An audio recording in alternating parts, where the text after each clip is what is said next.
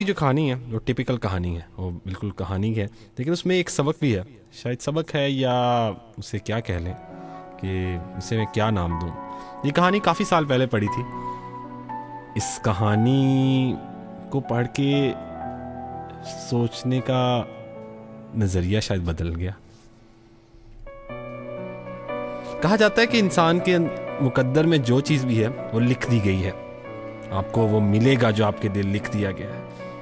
फिर अगर आपको लगे कि मेरी मुकद्दर लिख दिया गया तो मेहनत का क्या फ़ायदा, ऐसा नहीं है। इसकी मिसाल मुख्तलिफ तरीक़ों से दी जाती है, लेकिन आप मेहनत करें, आगे बढ़ते चले जाएंगे।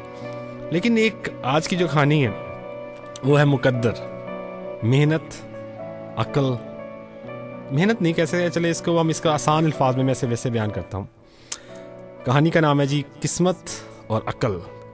तो कहानी जो बात का स्टार्ट है, ये कहानी ली गई जी बोहेमिया के एक दानिशवर ने हकायात जो होते हैं उसमें से ली गई। और ये जो बोहेमिया ये पहले ऑस्ट्रिया का हिस्सा था और वहाँ से इस कहानी को निकली और वहाँ से बहुत मशहूर हुई। तो हकायत कुछ यूँ हैं कि एक दफ़ा बहुत से देवता इकट्ठे थे और वहाँ पे जो है अक्ल आ गई।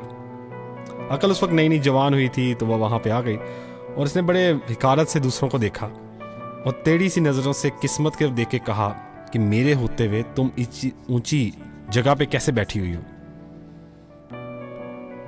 किस्मत ने आंख खोलकर इसकी तरफ देखा और मुस्कुरा कर बोली, मैं जहाँ होती हूँ वहाँ किसी दूसरे की ज़रूरत नहीं रहती, इसलिए हमेशा ऊंची जगह पर बैठती हूँ।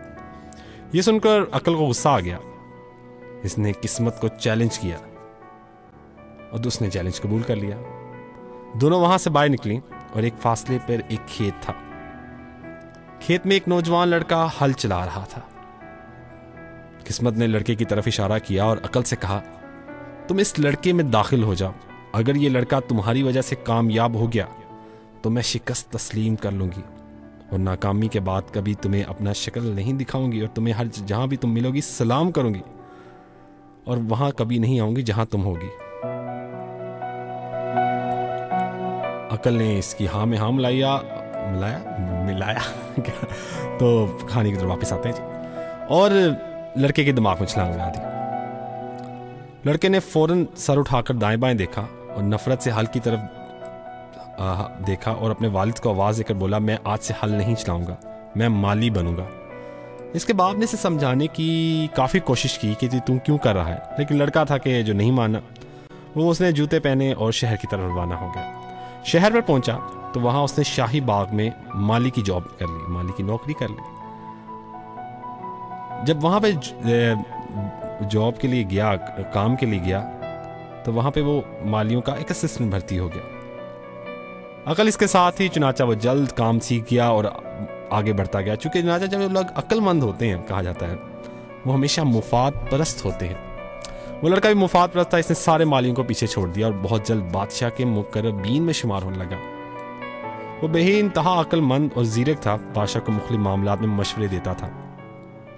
बादशाह को इसके मशवरों से फ़ायदा पहुँचने लगा और यूँ बादशाह इसे पसंद करने लगा। इस दौरान इसने शहजादी को अपने आईने में उतार लिया। शहजादी लड़के की मोहब्बत में गिरफ्तार हो गई। एक दिन जब बादशाह इसके कारनामों से काफी खुश था तो इसने लड़के से पूछा कि तुम क्या मांगते हो, मांगो जो तुम मांगते हो तुम्हें दिया जाएगा। लड़का चालाक था, इसने शहजादी का हाथ मांग लिया। यह सुनकर बादशाह का नाइब आगे बढ़ा और बादशाह से किया, जनाब, इस कमीन की ये जुर्रत कि इसने आपसे आपकी बेटी का हाथ मांग लिया, इस गुस्ताख का सर कलम कर दिया जाना चाहिए। बादशाह को गुस्सा आ गया और उसने उसी वक्त जल्लाद को बुला लिया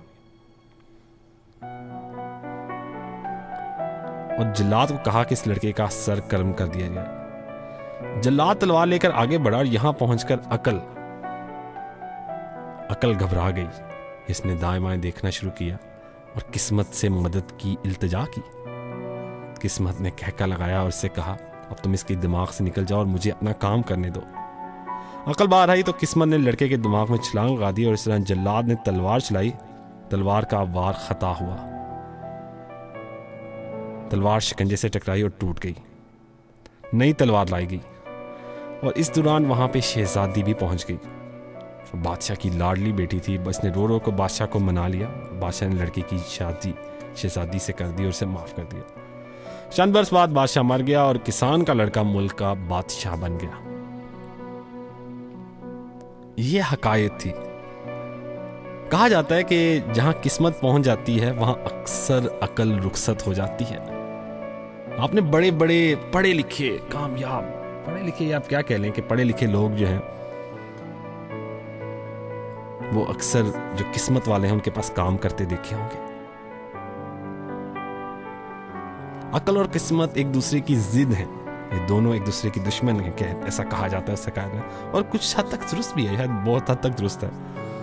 ये दोनों कभी एक जगह नहीं होते। अगर आप खुशकिस्मत हैं चुनाचा आप में फिर अकल नहीं होगी, या आपका पीछा न करें। खुशकिस्मती अकल,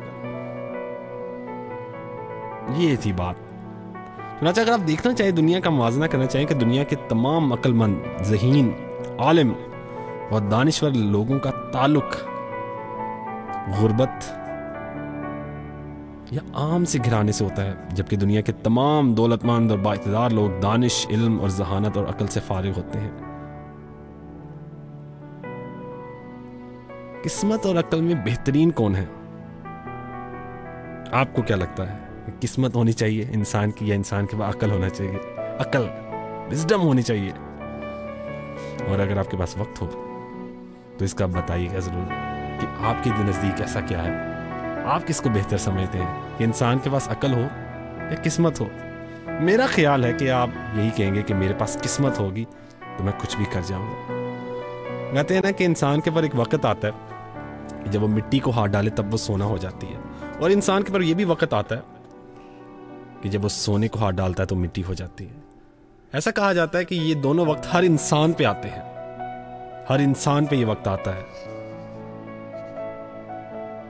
ये आपका फेज होता है। अगर आप इस वक्त को भांप लें कि मेरा खुशकिस्मती का दौर शुरू हो चुका है, तो आप आगे बढ़ते चले जाते हैं।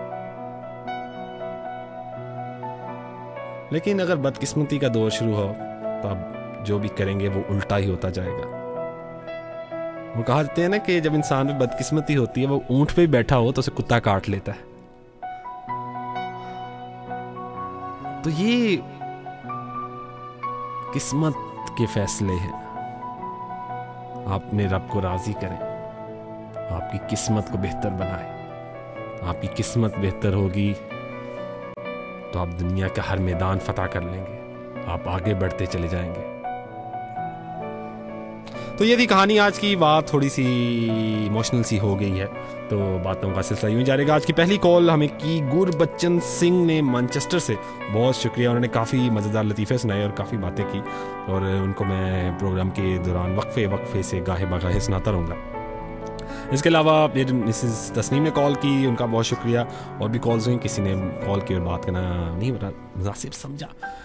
नुमान लतीफ़ ब्लैकबर्न से कॉल रिसीव हुई। इसके अलावा जावेद असलम मैनचेस्टर, आमिर शब्बीर मैनचेस्टर, नसीब गुल, आप सबका बहुत शुक्रिया। अतीका जी की काफ़ी मैसेजेस मौसूल हुए। आपके मैसेजेस को प्रोग्राम के दूसरे हिस्से में हम पढ़ेंगे। अभी कुछ देर में वक्फा हो जाएगा न्यूज़ का, न्यूज़ के उस पार हम आपसे मज़ीद बात करेंगे, तो आपने कहीं जाना नहीं है। तो ये थे मैसेजेस, और इनमें से जो एक मैसेज को अभी हम पढ़ते चलते हैं। इंसान सब कुछ भूल सकता है सिवाय उन लम्हों के जब इसे अपनों की ज़रूरत थी और वो दस्तयाब नहीं थे। तो ये था मैसेज, और इसके यहाँ पे न्यूज़ का वक्फा हो चुका है।